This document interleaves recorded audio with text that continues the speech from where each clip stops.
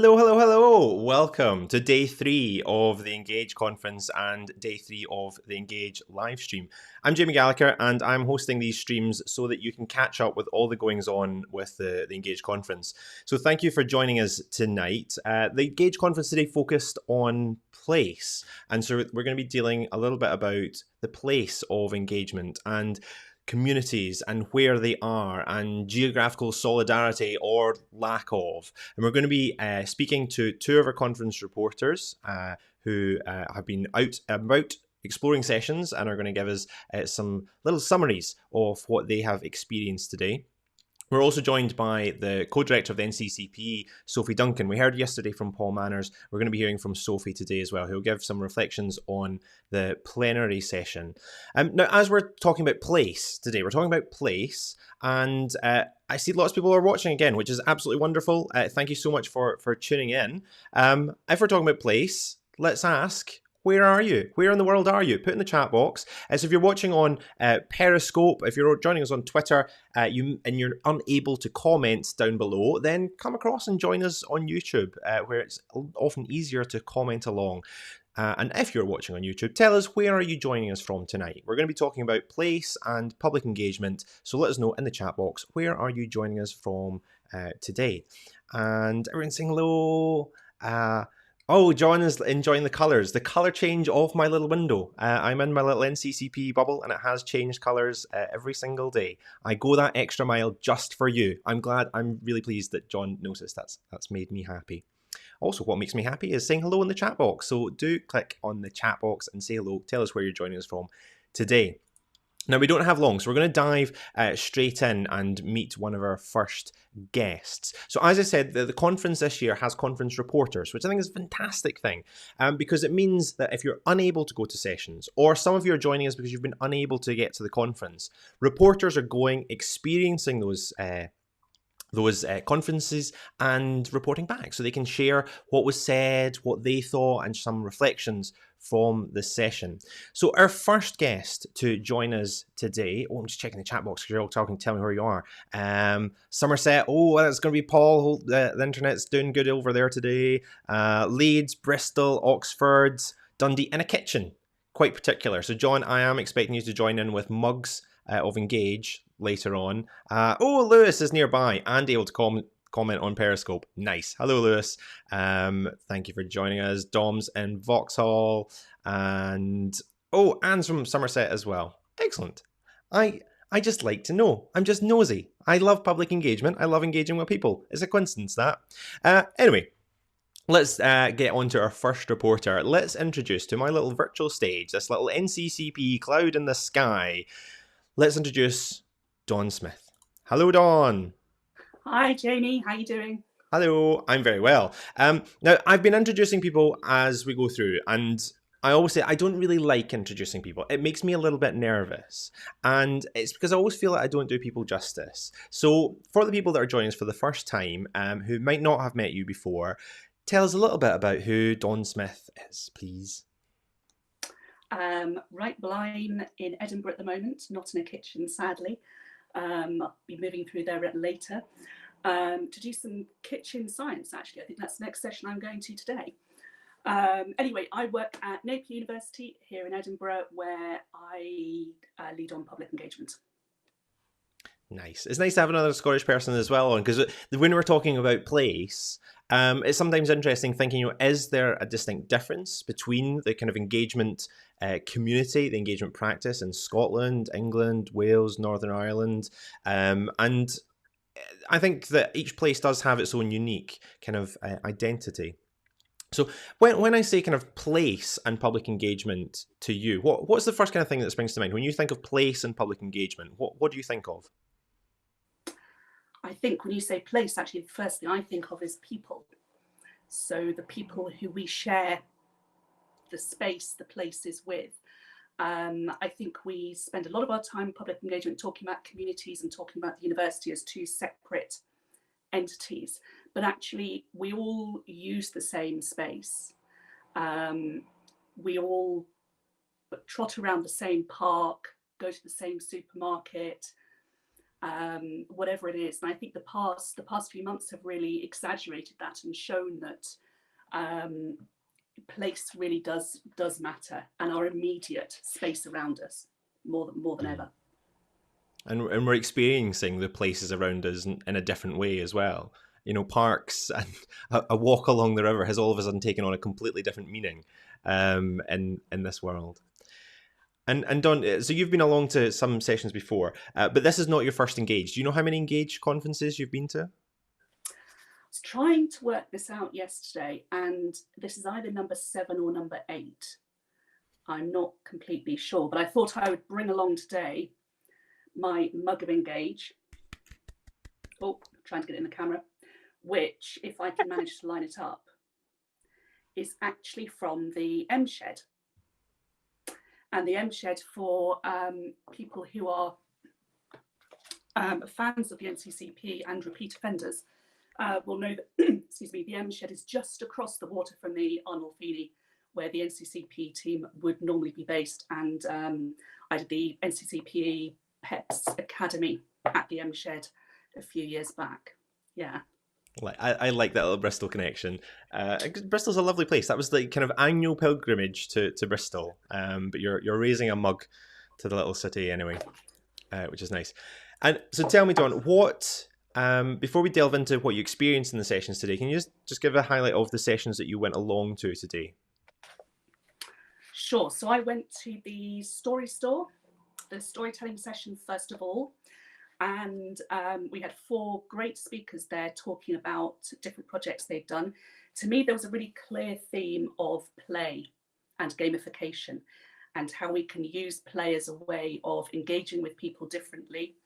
I thought there were some really interesting points there around using play as a form of disruption. And also, I think this idea of stealth play. I know when I've run sort of gamification training and things in the past with researchers, I've always said it can be really difficult for adults to take play seriously.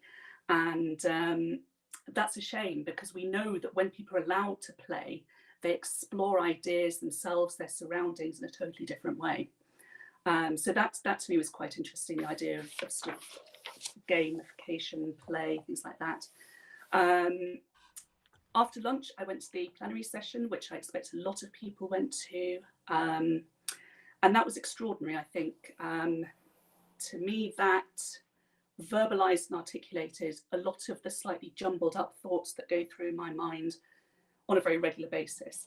We heard from Badia Alexon and Richard Jones, who talked about the importance of considering place in our engaged practice. They talked about the importance of universities acting as authentic anchors in the local communities. And that's, to me, that's what engagement is all about. So that was really welcoming to hear that. I now need to work out how I can package that up into a short, precise email. It takes time to digest it, doesn't it? You hear these ideas. I think when you're saying anchors, one of the things I always remember, I heard on the radio an interview, and they were talking about libraries, and they described libraries as the lifeboats of communities. And I loved that concept. I loved the idea that in a time of crisis and a time of need, a library can be that. And I thought, so true of universities as well. Where are they positioned in a community? They can be a refuge, a support, their space, their staff, their ability needs to be accessed by the communities, and we could be the lifeboats. Absolutely. And I think libraries do what they do so very, very well.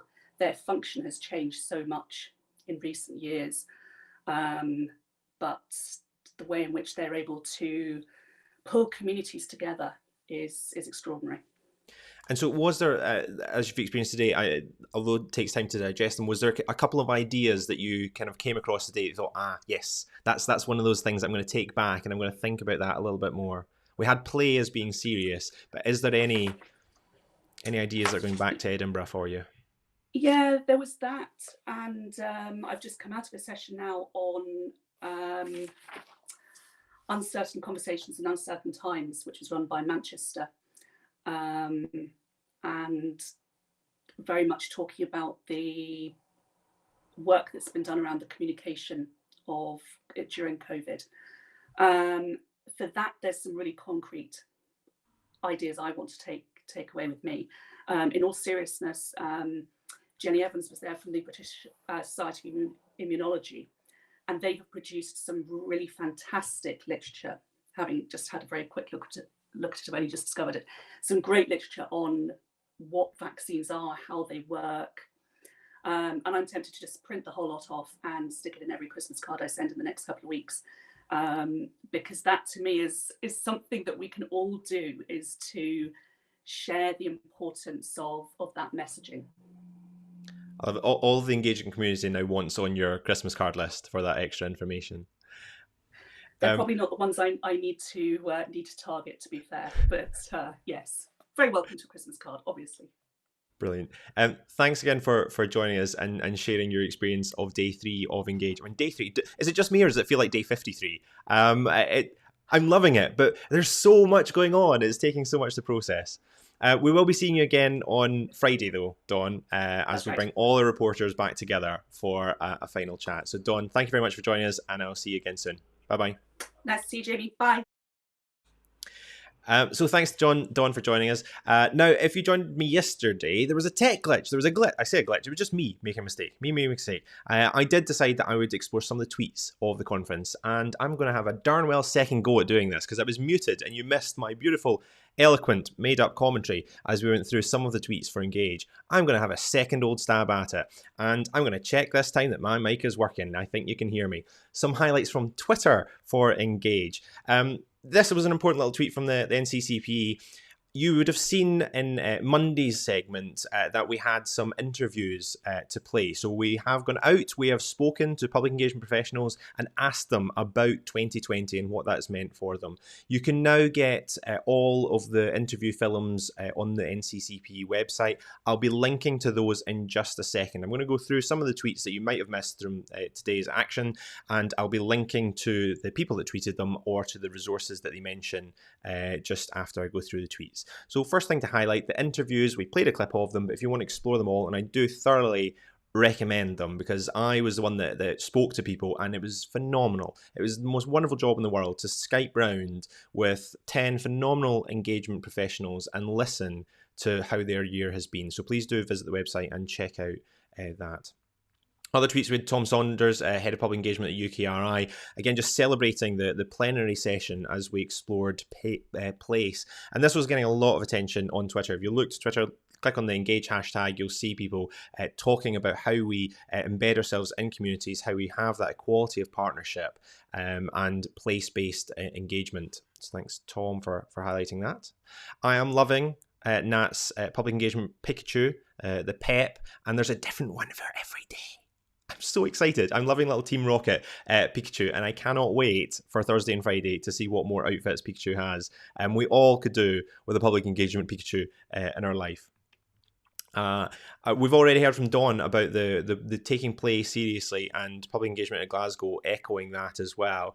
So this was Malcolm's session looking at how we use play and its place in public engagement. And Twitter just loved this. They really, I think, check out the tweets and the comments that were shared on this play-based workshop, because I think it was one that was fantastic, and as Dawn said, she really enjoyed it. So take play seriously, and again, I'll link to Malcolm's Twitter account at the end.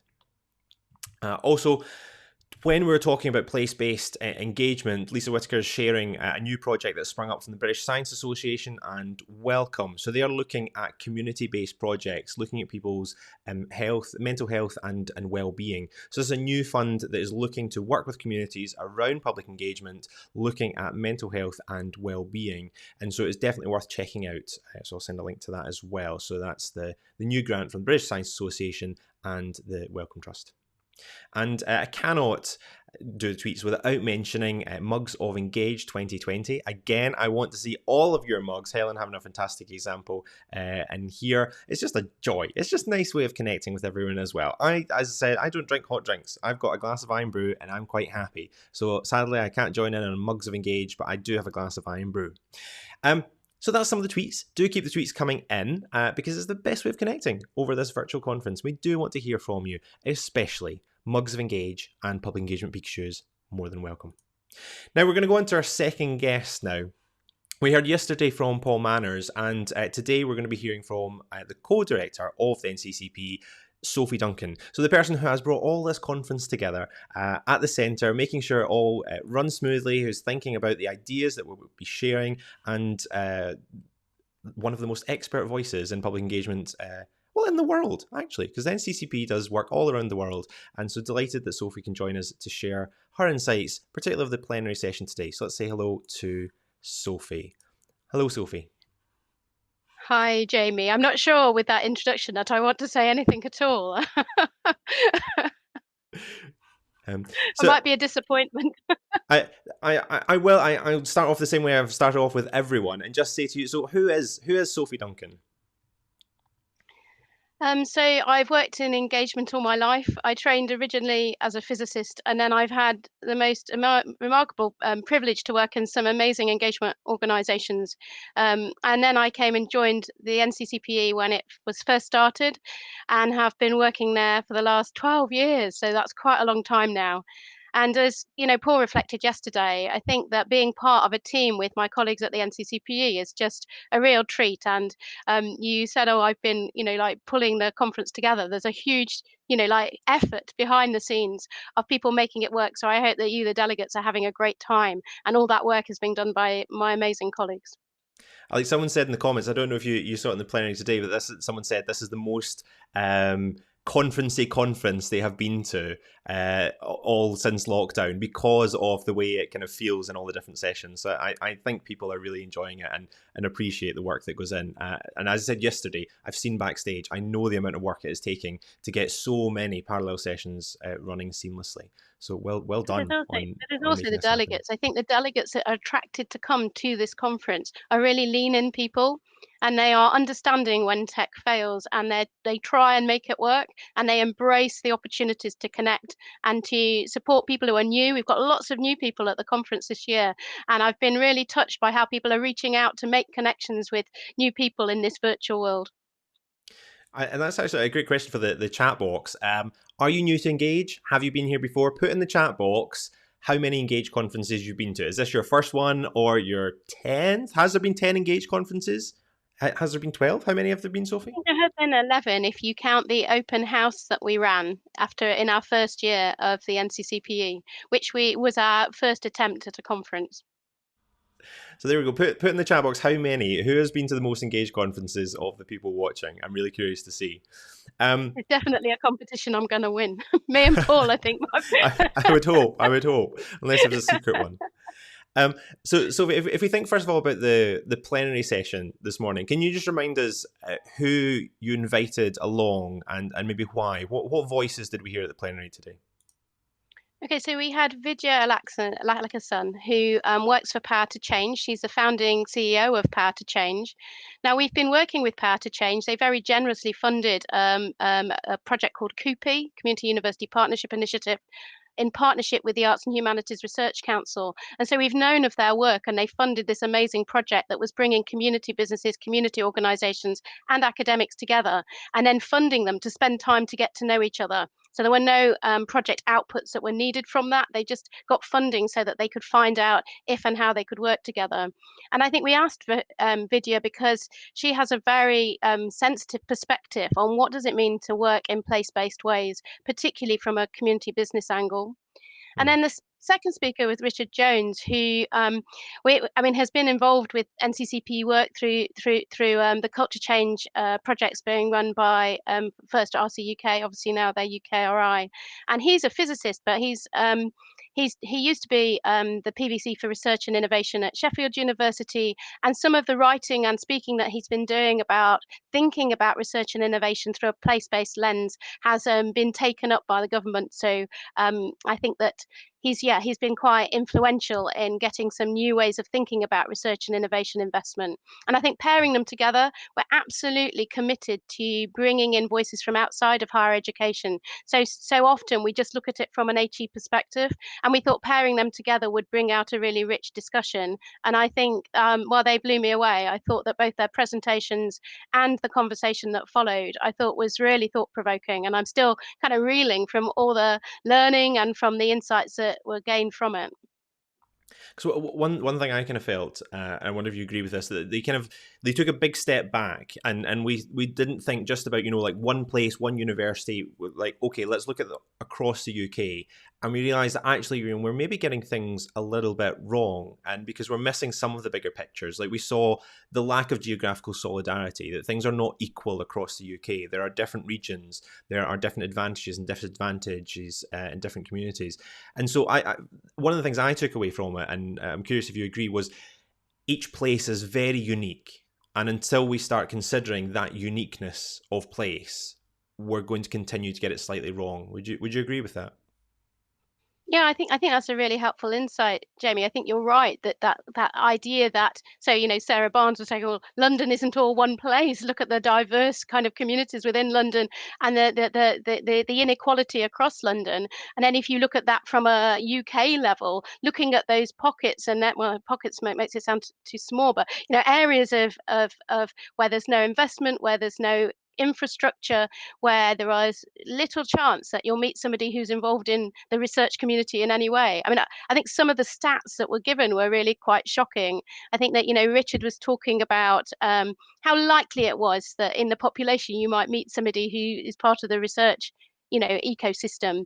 And I think he said in inner West London, about 5.4% was it of the population work within the research ecosystem, and then in Manchester it's something like 0.8% of people, and then in areas where there are no universities, it obviously is kind of really low. And so he's saying, well, actually, if you're trying to get this relationship between people, place, and research and innovation, that actually there are areas that are really starved of that opportunity to start off with. And I think Yeah. the other kind of thing that I thought was really, there were two things that Vidya said that I thought were really interesting. One was she talked about community businesses, and I think she said that in England there were about 9,000 community businesses, and about 85% of those, their focus was on social isolation. And that was a main purpose of that business. And she talked also about how effective those organizations are, both at mobilizing support locally, but also doing really thoughtful place-based engagement, and how critical those organizations have been during the COVID pandemic, that actually they mobilized themselves very quickly and often had approaches where perhaps other organizations had failed to be able to engage. And I thought that, and we saw that, we've seen that in the media, how quickly communities have mobilized themselves to support the needs of local people. And then the other thing she said, which, so I have, people who know me well will know that I'm not very keen on the word empowering communities, because I think it suggests that you have power to give to people, as if, so that starts from a position of inequality already.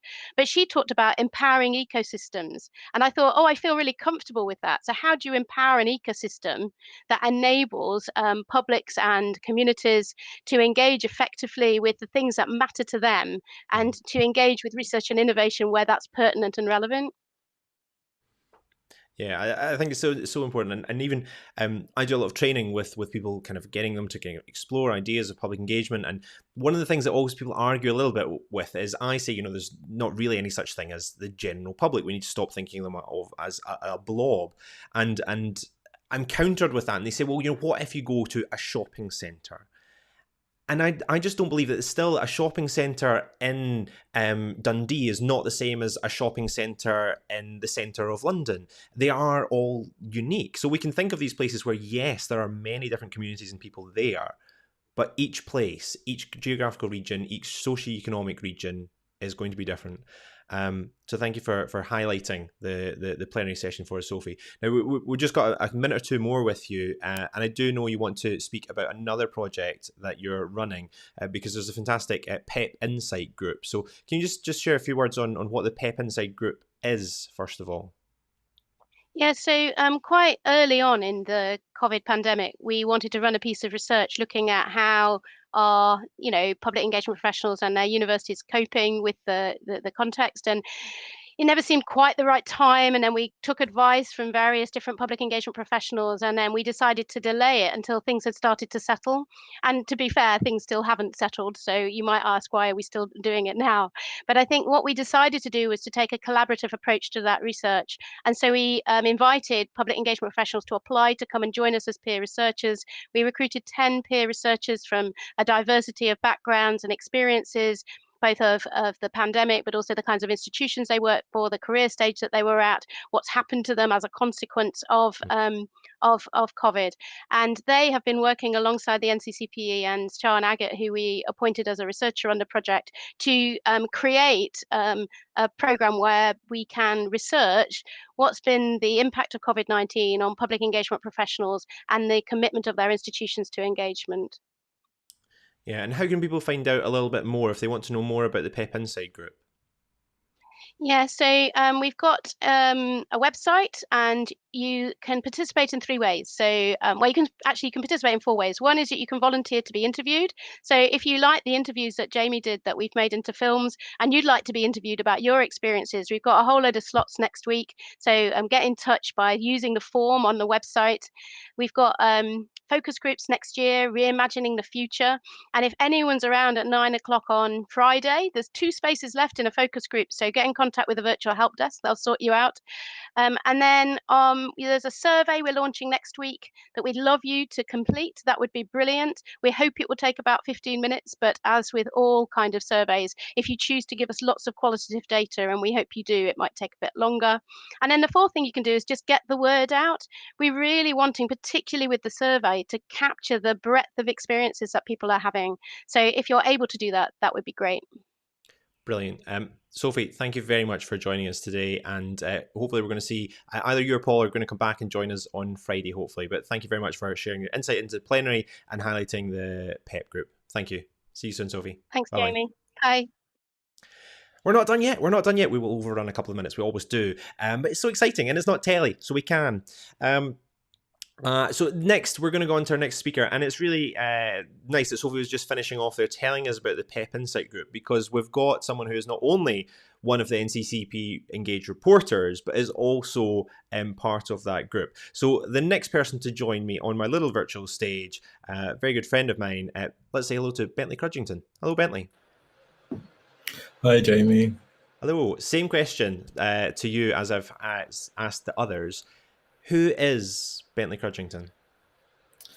I am a creative facilitator based in Manchester, and my work looks at human-animal interaction. So any place or time or configurations where humans have formed a partnership with an animal for health and well-being. And I mean, you'll know I'm a big fan of your work. If anyone tuned in on Monday, they'll know I'm a big fan of your work. I was saying that you look at engagement in a slightly different way from a lot of the kind of mainstream engagement practitioners, I would say. I hope you're not offended by that. And because of that, you come up with unique and truly engaging experiences. What I really like about your work, and tell me if you agree with this or not, is it's really designed around provoking conversation. It's not telling people, it is opening conversations. Is that a focus of your work, would you say? It's just really lovely of you to say. And yes, so I would say I view the conversation as the unit of exchange, and I'm not interested per se in educating people or swaying their view. So it was framed as I like to make people a little more comfortable with that is uncomfortable, and a little less comfortable with what they find comfortable. What a beautiful way of putting it. So now, Bentley, you're one of the conference reporters, and you've been at the conference for the full 3 days. Can you just tell me, just first of all, which sessions you went to today? I was going to try and do a recap of everything that I've been to, and it would be an incredibly fast, like 3 minutes if you want me to do that, or I can limit it. I'm absolutely happy for you to do that. Yes, please do. Take it away. Tell us what you experienced. Okay. Also, if I completely disappear, it's because the power is flickering. It's not me being overly dramatic. So I was going to try and do a tiny summary of the stuff that I'd been to and then push them way past where they left off to a space of kind of speculative provocation and try and tether that to one of the three themes, which is inclusion, responsiveness, and trustworthiness. So strap in. So first of all, today, can I just say Michael's session was absolutely incredible. So there's all the things I love. Dramaturg, theatre of the oppressed, embody multi-sensory opinion. It was just incredible. But going back to the start, plenary one, right? We were not able to use the breakout rooms. And I think this is from the powerful mind control of Catherine Brown, who hates them. So my question is, in being responsive and agile, we're using these digital platforms designed for meetings, not engagement. And the design behind these technologies is neither feminist nor anti-racist. So what are we all doing to manually override the Silicon Valley bro meeting default? Then after that, I went and I ran a session. I cheated on Engage. I ran a session at another conference and it was excellent. Thanks for asking. Plenary 2. So I felt some frustration building here and mainly around the dominance of STEM as innovation and the way science was used interchangeably with research and how arts and humanities were largely excluded. So shout out to some fellow voices of dissent if you're there, to the brilliant Jen Grove, Michael Eads, Dom Galliano, and always insightful Charlotte, and apologies to almost anyone else who's making the same point. So all of this was in the Q&A and it dominated quite a large bit of the chat, but these questions were not asked or answers in the session. So my question to inclusion, can we now define the chat box as a hard to reach place? And if diversity is excellence, then what is our current excellence rating? Ethics, I went to ethics session, love ethics, great. Dawn already talked about this, so I'll jump straight into my questions. Who keeps the signed consent forms and what does that tell us about how we construct consent? And should researchers be signing consent form written by the communities? Public dialogues, not a question, loved it. More public dialogues, brilliant work, check them out. Buyer's Guide to PE. So really interesting session, especially for me, who is an extremely offline person. And so it's only recently that I've designed digital encounters. And my approach to these was to ask and find a way of making them anonymous as possible, to hide them from Google Analytics and make privacy my main concern. And it's really hard to do. So a session about how you take people's data and use that as a mechanism was, I think, quite challenging for me. So my questions to trustworthiness: what might happen if we construct an idea of our audiences using capitalist tools and proxies of disembodied data? And imagine the conversation. So you've done your conversion, as they call it, at your launch event, and the audience says, wow, the content you put up was so fabulous. And the researcher says, oh, thank you. We harvest all your Instagram data and market it directly at you. How does that feel? The other sessions today about place, again, really interesting conversations, but again, didn't manage to find certain things in the chat and question boxes. And again, back to Michael's session was fantastic and couldn't get enough more, please. What a summary. I mean, that was absolutely extraordinary. I'm glad that these are recorded. You can watch them back as well to just process that beautiful, succinct summary of what we've experienced, the highs and the lows of engagement there. And we're not done yet. So hopefully we can get better at answering and asking the questions that are in there. And you echoing the kind of arts and humanities angle as well, that interchangeability between research and science, incredibly problematic and always worth highlighting. So Bentley, any ideas that you've experienced through Engage that you are kind of like, yes, this is going to be a focus for me? Again, I've in the session, it was just it was Cassie Dillon, I think. No, it was Kathy Freely, who maybe used the term utopian vandalism, which I just love. And I've been running, which is why you can't see it, but the room I'm in is utter chaos because I've been running a lot of mail art projects, but I haven't included any utopian vandalism, maybe, and I think that's definitely the way forward for me. Brilliant, brilliant. I wish there was more time to talk to you more, but you will be joining us again on Friday, I believe. And thank you again for that beautiful contribution that you made to the first session as well. The video is absolutely fantastic. So Bentley, thank you very much and see you soon. Bye-bye. So that is, we did overrun by a whole 6 minutes and there's another little minute to come. Thank you very much for joining me. Thank you for joining and chatting along. Makes me feel very kind of conferencey because you all get to chat along. So it's really, really nice that you do. I did say I was going to put some links in the chat box, and I will for the tweets that I mentioned. So do follow through if you want to connect with any of those people, and follow through on the resources to see the interview films from the public engagement professionals that I spoke to. Now, we will be back again tomorrow. Hooray! We've still got 2 more live streams to go. I am loving doing these, and thank you so much for the support of these sessions as well. I do hope they are useful and interesting and fun for you to watch along. Remember, you can watch them back on the NCCPE's YouTube channel, which I do encourage you to please subscribe and hit like so that we know the content is working for you and you get to know when we go live. Important point for tomorrow, the time is changing. We are going out earlier tomorrow. It is at 3 o'clock. So we're going live at 3 o'clock, not 4:30. That's because there's another live session in the afternoon, open mic session towards the end of the day. So make sure you click through the link. You can set a notification if you click through on YouTube, and you will be notified when we go live. But from me and my guests, Don Smith, Sophie Duncan, and Bentley Crudgington, thank you so much for joining us, and we'll see you again tomorrow. Bye-bye.